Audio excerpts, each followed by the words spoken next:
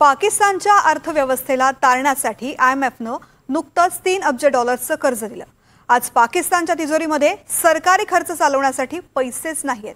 कांदा 200 रुपये किलो आणि पेट्रोल 300 रुपये लिटरच्या घरात गेले। अशा काळात इस्लामिक राष्ट्र म्हणून मिळवणाऱ्या पाकिस्तानला इस्लामच्या दृष्टीनं हराम असणाऱ्या दारूचा आधार मिळालाय। कसा ते तुम्हीच बघा।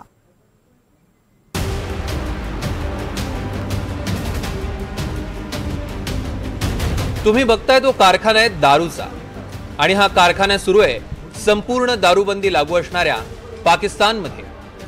रावळपिंडीतल्या मुरी ब्रुवरीज मध्ये तयार होणाऱ्या दारूचा दरवळ संपूर्ण पाकिस्तानात पसरलाय। होय, इस्लामिक राष्ट्र असल्यानं पाकिस्तानमध्ये दारूबंदी आहे, पण स्वतःच्या देशात सुई देखील तयार करू शकत नाही अशी ख्याती असणाऱ्या पाकिस्तानात दारूचा कारखाना मात्र जोरदार कमाई करतोय। कमाई इतकी आहे की कंगाल पाकिस्तानला याच कारखान्यानं गेल्या वर्षी तब्बल $31 दशलक्ष कर भरलाय। Other than being good, आमचा व्यवसाय फायद्यात आहेच, सोबतच पाकिस्तानी सरकारसाठी आमचा व्यवसाय फायद्याचा आहे। तुमच्या प्रेक्षकांच्या माहितीसाठी जर आम्ही $1 कमावला तर त्यापैकी 70 ते 80 पेन्स सरकारच्या तिजोरीत जातात आणि आम्हाला फक्त 20 पेन्स उरतात। त्यातच आम्ही आमचा व्यवसाय चालवतोय। पाकिस्तानची एकूण लोकसंख्या 24 कोटींच्या घरात आहे, त्यापैकी जेमतेम 1 कोटी लोक मुस्लिम नाहीत आणि याच लोकांना पाकिस्तानात दारू पिण्याची मुभा आहे। 1970 मध्ये पाकिस्तान इस्लामिक प्रजासत्ताक म्हणून जाहीर करण्यात आलं। इस्लाममध्ये दारू पिणे, जुगार खेळणे, चोरी करणे, व्याज घेणे, अल्लाचा आदेश न मानणे या गोष्टी हराम मानल्या जातात। त्यामुळे पाकिस्तानमध्ये दारू पिणं हराम म्हणजे पाप आहे। म्हणजे दारू पिणे हा कायदेशीर गुन्हा नसून पाप आहे।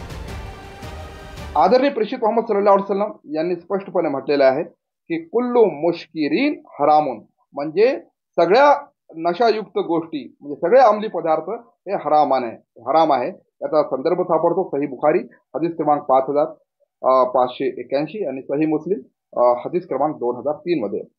तर अशा प्रकारे या सगळ्या गोष्टी त्याच्यामध्ये जे आहे ते तुम्हाला दारू तर आलीच, त्याच्यामध्ये जे आहे ते गांजा आला, चरस आला, अफीम आहे किंवा ते बटन काहीतरी म्हणतात, पुन्हा ते MD का DMD म्हणतात ते, पुन्हा अशा गोष्टी आता मी स्पष्ट मानत नाही कारण ज्यांना माहीत नाही त्यांना माहीत होत जाईल।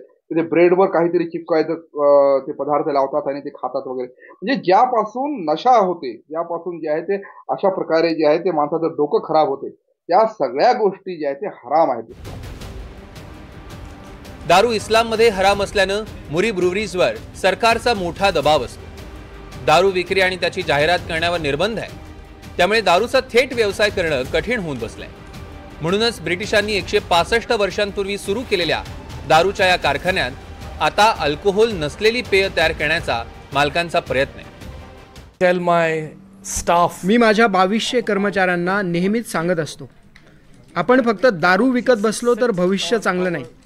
आधीच बाजारपेठ मर्यादित आहे, त्यामुळे ज्यूस आणि फ्रूट बियर तयार करण्यावर भर दिला पाहिजे, पण तेही सोपं नाही। आम्हाला देशांतर्गत आणि आंतरराष्ट्रीय ब्रँड्स सोबत स्पर्धा करावी लागणार आहे, पण इथेच आम्ही आमची दारू निर्माते म्हणून तयार झालेली ताकद वापरू शकतो। and we have to compete. पाकिस्तानची अर्थव्यवस्था गाळात आहे, त्यामुळे उद्योगधंदे वाढवणं गरजेचं आहे, पण इस्लाम दारूला परवानगी देत नाही।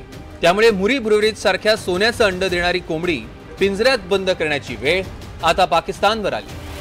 Bureau report, NDTV Marathi.